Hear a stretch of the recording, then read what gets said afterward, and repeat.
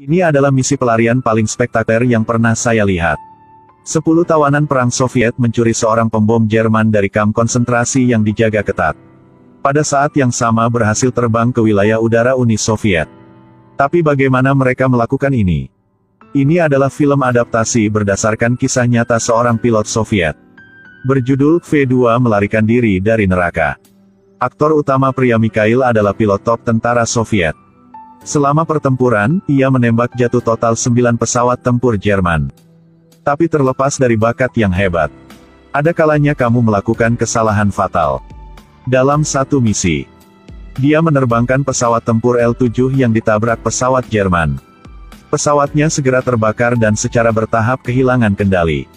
Di saat kritis, dia mendobrak jendela, terjun payung untuk menghindari tangan maut. Namun setelah mendarat, dia segera dikepung oleh tentara Jerman di semua sisi.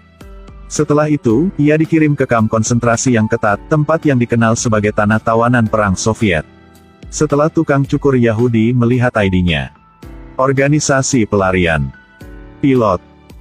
Untuk orang sepertimu, kamu mungkin akan langsung dikirim ke krematorium. Karena Jerman pasti akan menggunakan cara yang paling kejam untuk membalas dendam pada pilot Soviet yang mengebom mereka. Benar saja, tidak lama kemudian, Mikhail dianggap sebagai kuli yang diangkut ke Pulau Usedom di bagian paling utara Jerman.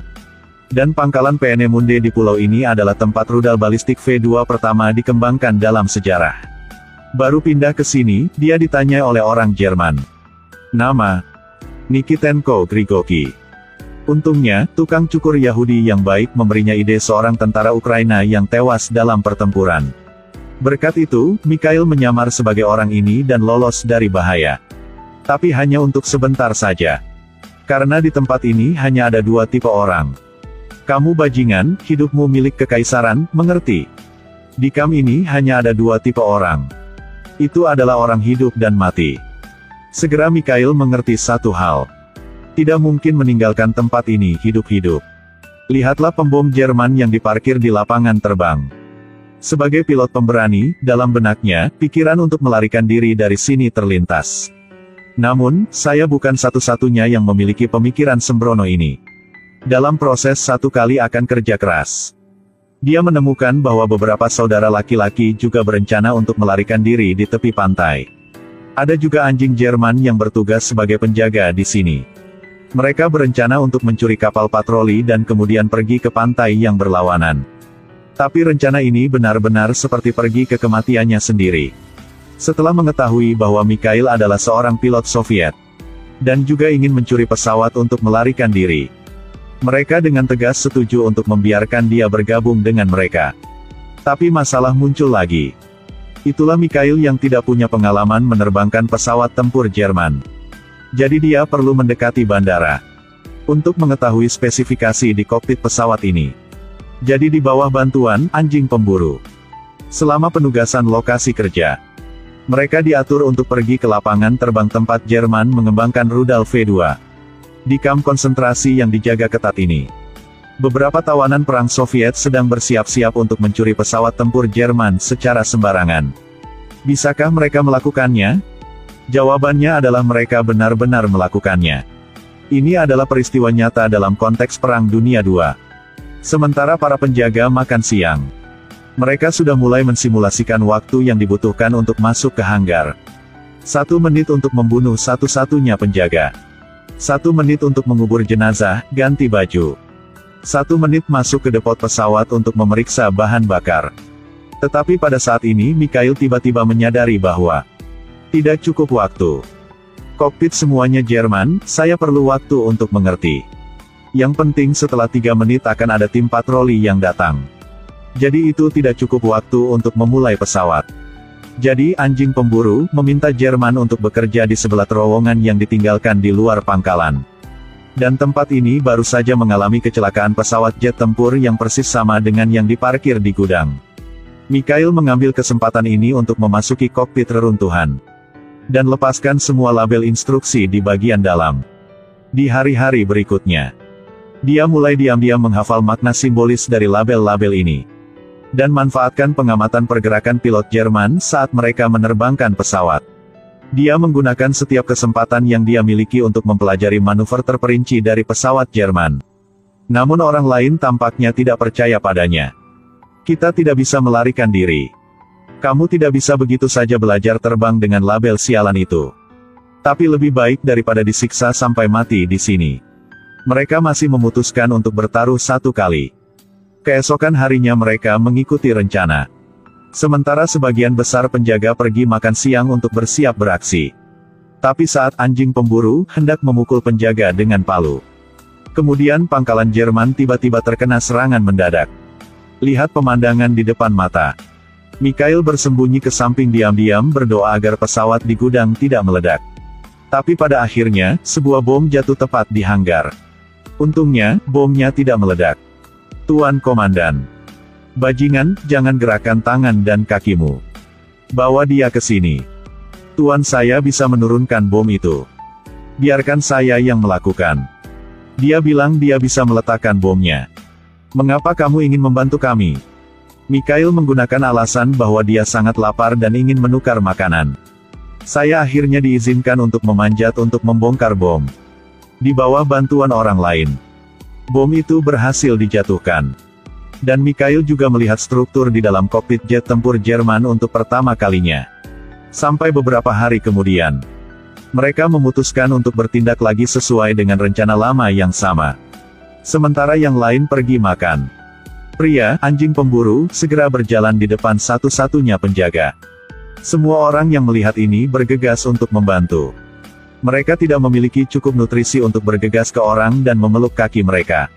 Yang lain mencoba untuk menahan tangan. Butuh semua kekuatannya untuk mengalahkan satu tentara. Lalu salah satu dari mereka buru-buru mengganti pakaian penjaga. Setelah itu mereka terhuyung-huyung di dalam hanggar. Namun Mikhail sekarang, karena kekurangan gizi jangka panjang, bahkan berdiri pun tidak tahan. Apalagi menerbangkan jet tempur yang belum pernah dia terbangkan. Beberapa tawanan perang Soviet menghancurkan seorang penjaga Jerman di kamp konsentrasi. Mereka akan menerbangkan pesawat tempur Jerman untuk melarikan diri dari sini. Namun pilot Mikhail sekarang bahkan tidak bisa berdiri. Sisanya dengan tidak sabar mendesaknya untuk memulai pesawat. Apakah kamu tahu cara mengemudi? Seseorang akan segera datang. Sialan, cepat. Ada apa? Baterai. Ayo cari baterainya. Apa bentuknya? Dengan panik, mereka akhirnya menemukan baterai pesawat. Dan berhasil menghidupkan mesin. Aku akan melepaskannya. Ya, cepatlah, cepatlah. Kenapa kamu tidak bergerak seperti ini? Saya melihat roda di bawahnya terkunci. Cepat turun dan lepaskan kuncinya. Kacau sepanjang hari.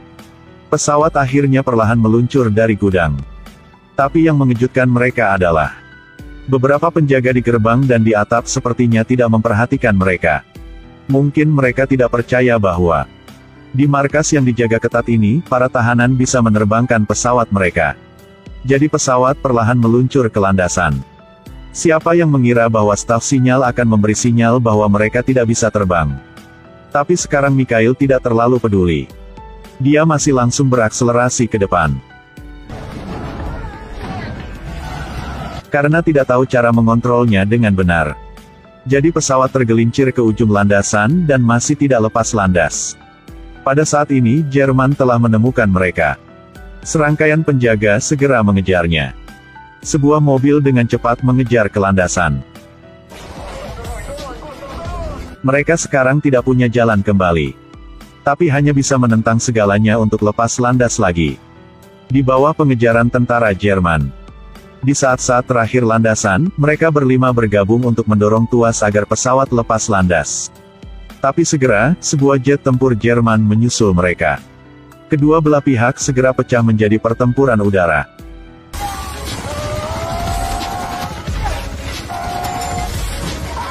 Selanjutnya, salah satu mesin pesawat mereka terkena asap hitam.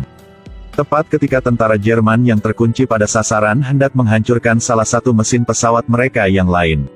Untungnya senjatanya macet. Namun dia tidak punya niat untuk memaafkan mereka. Dia mengendalikan pesawat untuk terbang ke atas untuk menabrak mereka dari atas. Mikhail melihat ini dan menyuruh yang lain untuk melepaskan senapan mesin di depan pesawatnya. Lalu arahkan pistol dan tembak dari atap pesawat. Berkat itu, pesawat Jerman yang ditabrak langsung jatuh. Jadi 10 tawanan perang Soviet melarikan diri dari neraka di bumi seperti itu. Tetapi ketika mereka terbang ke wilayah udara Soviet, kemudian mengalami serangan sengit dari senjata anti pesawat Soviet di darat. Apa yang mereka terbangkan adalah pesawat tempur Jerman. Akhirnya, sisi lain dari mesin juga terkena. Pesawat jatuh bebas dengan cepat.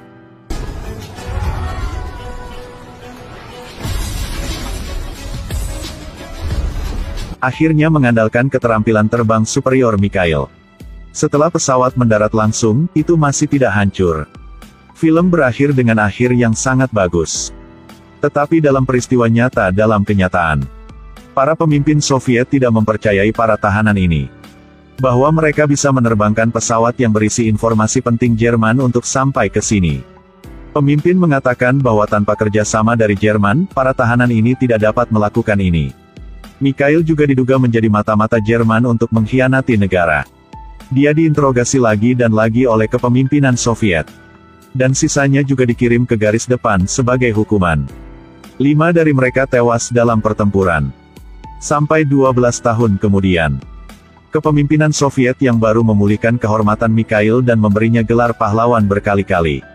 Saya mendengar itu karena informasi penting di pesawat yang dia terbangkan kembali. Membantu Uni Soviet untuk berhasil meneliti roket pertamanya. Dan itu adalah rudal R-1, rudal balistik taktis yang digunakan oleh Uni Soviet selama Perang Dingin.